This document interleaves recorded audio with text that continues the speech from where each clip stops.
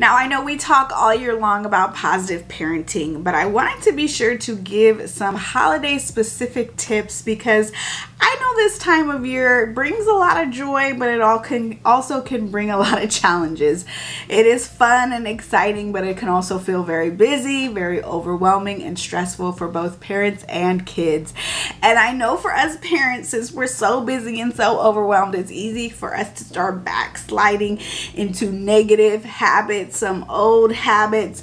So I wanted this episode to just kind of serve as your friendly reminder, your little booster to get you through the holiday season, as well as give you some practical tips as it relates to positive parenting around this time of the year. Here's the thing to keep in mind. Now, if your child seems more clingy, more moody, more defiant, or just all around a little bit more difficult around this time of the year, I want you to know that this is common and that this often can mean that they are stressed out. So what kids will do is they will show you with their behavior that they are stressed, and so those are common manifestations of stress. Now, of course, we cannot prevent all types of stress, right? And we can't make everything go smoothly, and this time of year will naturally bring its own form of stress because there's lots of changes, there's lots of transitions, there's lots of fun and exciting things going on. But we can do our best as the parents to try to minimize the stress, and that's what I'm going to be talking about in this episode. I'm going to be sharing my top 3 favorite positive parenting tips around the holidays to prevent meltdowns and other behavioral issues. So let's discuss.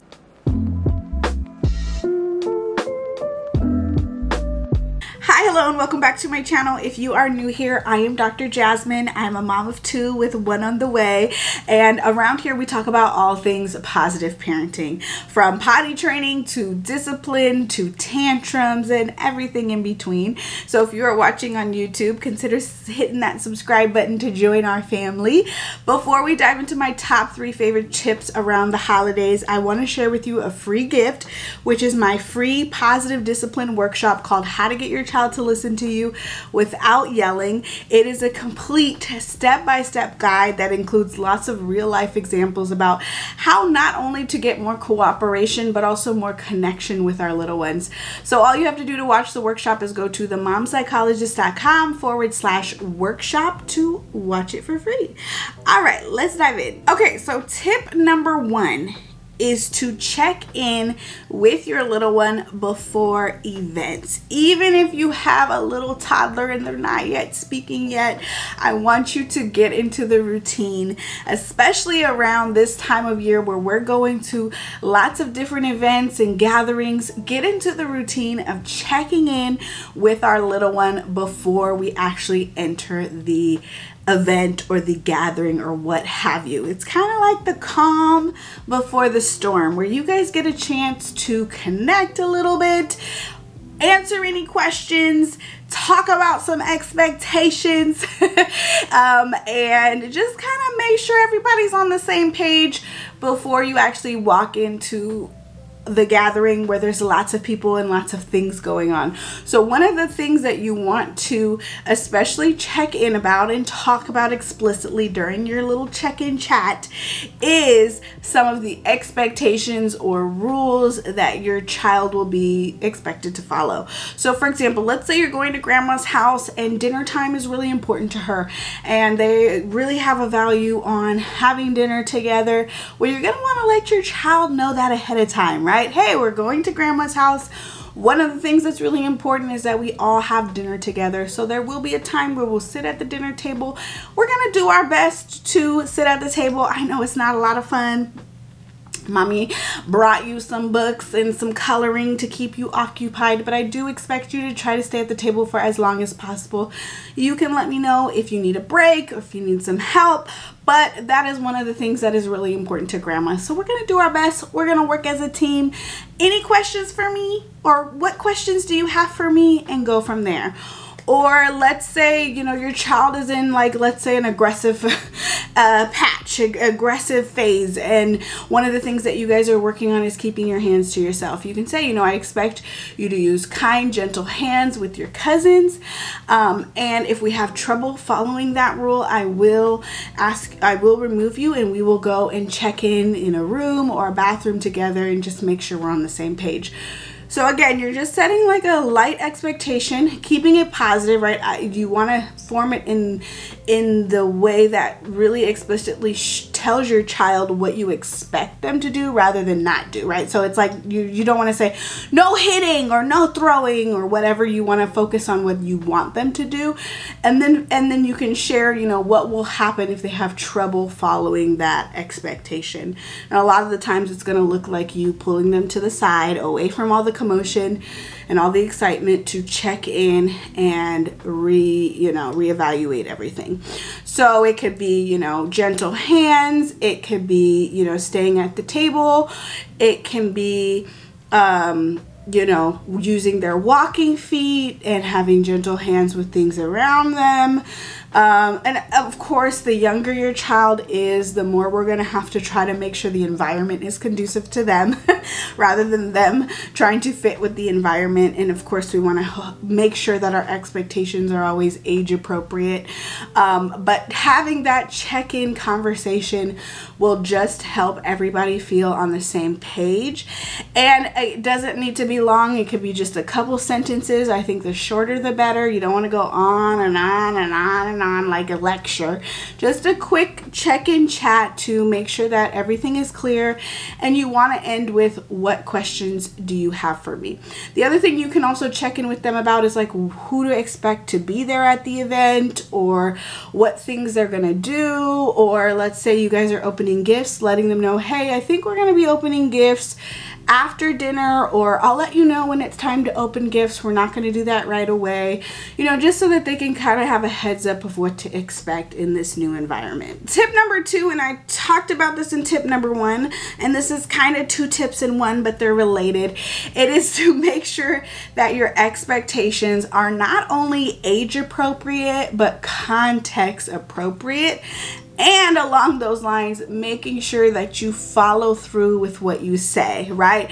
That you still want to be consistent, predictable, and follow through. Even though it's the holidays and there's a lot going on, I want you to remember that the holiday season will end, and it's going to be a lot harder to get yourself back on track if you've been a little inconsistent or a little bit lenient.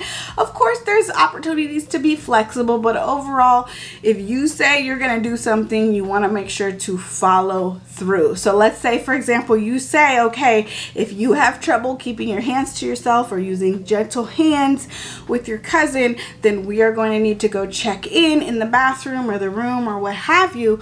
Well, guess what? The minute that happens, you have to follow through with what you said you were going to do, or else it's going to be very confusing and very unpredictable for your child. And again, like I said, making sure that your expectations are age appropriate, but also context appropriate. And along those lines, just expecting that your child is going to act their age. Right? A lot of these events that happen during the holidays were created by adults, and they were for adults. Right? And it includes lots of long, boring dinners. Your kids find them boring. And long, you know, gatherings that there might not be a lot of toys and games for them to engage with. So just, you know, keep that in mind. Expect them to act their age. Expect them to be hungry and need sleep and get overstimulated and overwhelmed with all that's going on. Maybe they haven't seen these family members in a long time, or there's just a lot of people all in one space. Also expect them to need boundaries, especially when it comes to candy and sweets and things they might not be used to at home. Expect them to need some help with, you know, setting some boundaries around those things so they don't get carried away, they don't get super wound up. And you know, of course, like I said earlier, being sure to bring some toys, you know, some books, some activities, especially if you're going to be at places for a long amount of time, bringing some things that they enjoy that kind of remind them of home and are familiar and that will keep them occupied while they, you know, wait, because a lot of the times these places grandma's house doesn't have a lot of things for them to do. So just kind of planning ahead, especially for dinner time. It's hard for kids to stay at the table for long amounts of time, so be sure to bring a little activity bag that's just for dinner so that they can, you know, whip out the crayons, whip out some of the books to play with, or a little toy to keep them, you know, occupied and busy while they sit at dinner. The other thing related to all of this is don't be afraid to leave early. And what I end up doing a lot of times during these gatherings is I use diaper changes or bathroom breaks as a way for us to kind of get away from all the commotion, reconnect, check in with each other. How are things going? Just kind of take a little bit of a break before we then go back outside. I find that that kind of helps not only them but me. With all the stimulation and all the commotion going on. So don't be afraid to take a quick little potty break with your little one, or diaper break or car break, just to kind of recalibrate, if you will. Tip number 3 is to avoid overscheduling. This is a common trigger for stress, is that we just simply have too much on our plate. We're trying to be so many places all at once, and it's a lot going on. So one of the things that I like to plan for during the holiday season is white space. Okay, not only, you know, when we're gonna go see grandma and grandpa and cousins and do all the fun things and activities and festivities, but I also like to plan out, okay, but when are we gonna rest? When are we gonna have some open space on our calendar? I call it white space, to, you know, relax, play, reconnect as a family, get other things done. So not only do you want to plan those activities, but plan some downtime. It's especially important for your little one. Again, especially if you have a little kid, it's so easy for them to get overstimulated, and the more we try to pack into their schedule, the more they're going to get overwhelmed and start having those meltdowns and tantrums and clinginess and defiance, because they're just overscheduled. So I recommend, one, don't book more than one big major event per day, and I would even say make the next day or even the day before that completely free if you can. It's not always possible, right? Especially the closer we get to certain things, but if you can, create some white space around a big event so that everybody has some time to rest before and after. And also, you know, sit down with your family, have a little bit of a family meeting and say, okay, what are all the things that we want to do? And out of this list, let's pick 3 or 5 like priority things that we need to do, places we need to go, people we need to see. And then let's, you know, pick out some things that would be really fun to do. They're kind of like a nice to do. They're not our priority task, but it would be awesome if we can fit those things in. And we just know we're going to be flexible around those things, and we're going to try to fit them in, of course. But if it's too much, we'll let those things go. I know it's tempting for us as the parents to feel like, okay, the more that we do for our kids, and the more places we take them, and the more things that we do as a family, the better this holiday season will be. But I really like to focus on, well, are we having fun, or are we just too stressed out? Because I feel like that matters the most, right? Are we having fun? Are we enjoying ourselves as a family?